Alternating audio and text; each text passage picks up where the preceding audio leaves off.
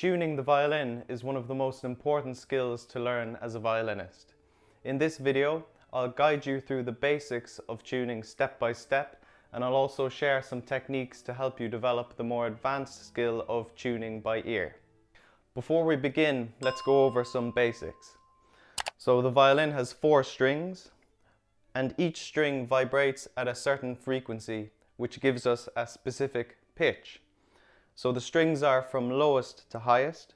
We have G, then we have D, then A, and then finally E, which is the highest and thinnest string. Our goal when tuning is to match each of these strings to their specific pitch as accurately as possible. There are 2 main ways to tune the violin. The first is to use a digital tuner, and the second is to tune to a reference pitch. Before getting into these methods, it's first important to ensure that your instrument is properly set up. Otherwise, you risk undermining your tuning efforts. Start by checking that the bridge is centered in relation to the fingerboard and that it's standing nice and straight. Otherwise, you'll potentially have a suboptimal distribution of tension across the strings, which will affect your tuning. Next, examine how the strings are wound around their pegs.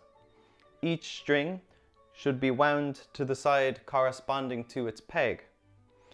If the winding is incorrect, you're creating tension at the wrong location in the peg, and it means that it will be more difficult for your string to reliably stay in tune.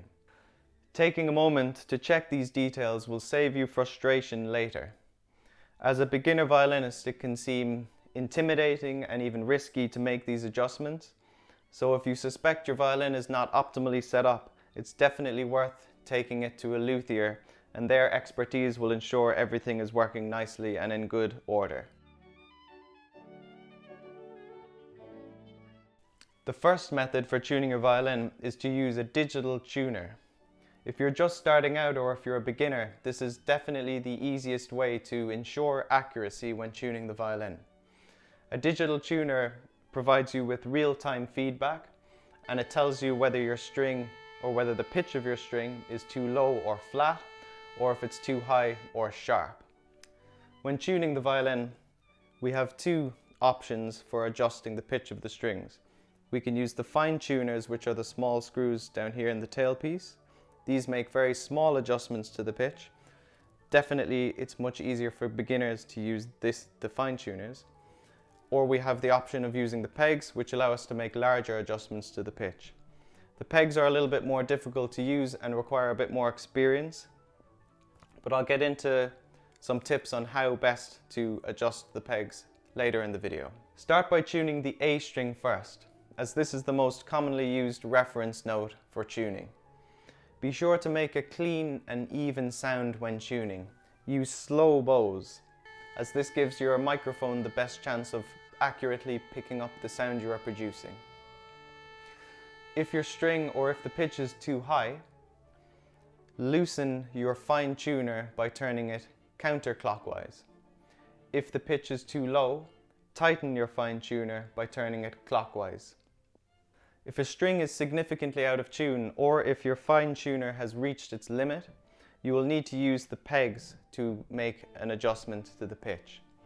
If you do need to use the pegs, it's often a good idea to bring your tuner to its midpoint before adjusting the peg, as this gives you flexibility later to make fine adjustments using the fine tuner. For beginners, it's often easiest to make adjustments to the pegs with the instrument resting on your lap, rather than with the violin in playing position.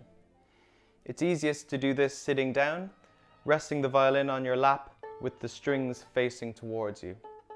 If you're standing, you can rest the violin against your hip, which also gives you some stability and security for making the adjustments. Hold the peg using your thumb and index finger on the flat surfaces of the peg. In order to release the peg, turn it very gently, slightly towards you, just a quarter turn or so. Once the peg is released, keep a firm grip with your thumb and index finger, and now with the thumb of your other hand you can pluck the string that you are tuning in order to hear its pitch. If the string's pitch is too low, gently turn the peg away from you in order to tighten the string and therefore make the pitch higher. If the string is too high, then gently turn the peg slowly towards you in order to loosen the string and therefore lower or flatten the pitch. You can use your electronic tuner to help to guide you to the correct pitch. Once you have found the correct pitch, all the while we have been holding the peg securely with the thumb and index finger. Once we have found the pitch, we need to push the peg firmly towards the peg box in order to secure its position and to prevent it from slipping. Once your A string is in tune, then you can do the same thing with the D string, then the G string, and then finally the E string. Ideally, these remaining strings should be tuned by ear, but this is a little bit more challenging and requires more experience. We'll talk about how to do that in the next part of the video. The second method for tuning your violin is to tune to a reference pitch. This is definitely a skill that every violinist should develop, as unlike using a digital tuner, this method allows you to train your ear and to deepen your connection to the instrument. Let's go through the process. Firstly, you'll need something that produces a clear and stable A. This will be your reference pitch to which we will tune. This could be a tuning fork, or a metronome or tuner, or it could be a piano or even a tuning app. Ensure that your reference A is set to 440 Hz or 442 Hz, as these are the standard pitches for A. Hertz is just a unit that measures frequency, which is how many times something vibrates per second. So when we say the note A vibrates at 440 Hz, it means that it produces 440 sound waves per second. Play your reference A and let it ring clearly. Pay close attention to the pitch, and when you're ready, play your A string at the same time, focusing on how the two sounds compare. If you're struggling to differentiate which pitch is higher or lower, then it's sometimes a good idea to sing both of the pitches. So firstly sing the reference A, and then sing the note that your string is producing, and sometimes that can make it more obvious as to which note is higher or lower, and then you can adjust accordingly. Listen carefully as you adjust the pitch of your string when you're tuning to the reference A. When we're tuning, we need to listen very carefully for these subtle acoustic pulses or waves. It's kind of like a wah wah wah wah wah wah. They're these waves that you can hear when tuning.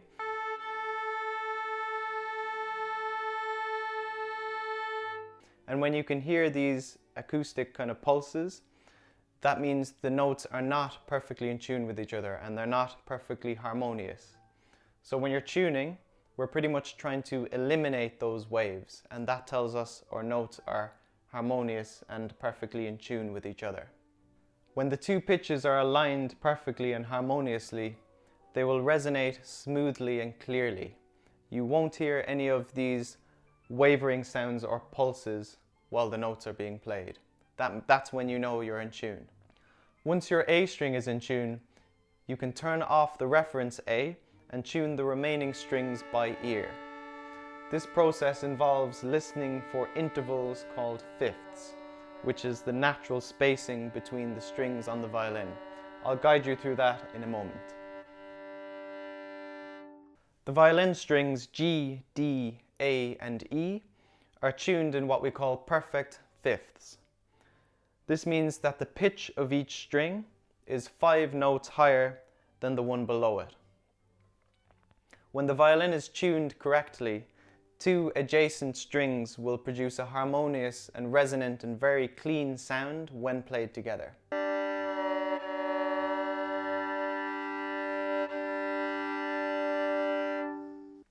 If you're not familiar with the sound of a perfect fifth, it's a good idea to use a piano or maybe a piano app and play a perfect fifth on the piano and really get used to how that sounds.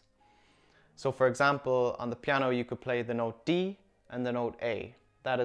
They are 5 notes apart, making them a perfect fifth. And if you play them together, you can also play them separately to get used to the real distance between the notes. But playing them together will give you that sound of a perfect fifth, which is really clean, smooth, resonant sound. That is what you're looking for when you're tuning two strings on the violin, as they are also a perfect fifth apart. So once you're happy that your A string is perfectly tuned to your reference A, we then tune the D string by playing the D and A string together. And we do that by putting the bow on both strings, 50% on either string, and then we bow listening to the sounds of the two strings together. If the D string is too low, you can adjust your fine tuner clockwise, or if it's too high, you do counterclockwise, or you can adjust using the peg. So once you've tuned your D string in relation to the A string, you can use the exact same process for tuning the G string. You can tune the G string in relation to the D string. And again, we do that by playing both strings at once, listening really carefully for that wavering sound which tells us the strings are not perfectly in tune with each other. And we want to eliminate that wavering sound to get a nice steady, smooth resonance which tells us the two strings are perfectly in tune with each other. And then lastly, we do the exact same process for the E string. We tune the E string in relation to the A string, again eliminating that wavering sound to get it perfectly in tune. And then the whole violin is in tune. Again, the idea is to eliminate any wavering or beating or pulsing sound when playing the two strings together. When the fifth is perfectly in tune between the two strings, then the sound will be very smooth and steady and resonant. That is what we are aiming for. Learning to tune by ear takes practice, so take your time with it and be patient. It is definitely worth the effort, as not only does it improve the tuning of your instrument, but it also sharpens your listening skills, which is an essential part of becoming a better musician. Thank you very much for watching. If you found some value in this video, then I would appreciate if you give it a like. If you'd like to see more content like this in future, then feel free to subscribe. And as always, if you have any violin related questions, you can ask in the comments and I will do my best to answer.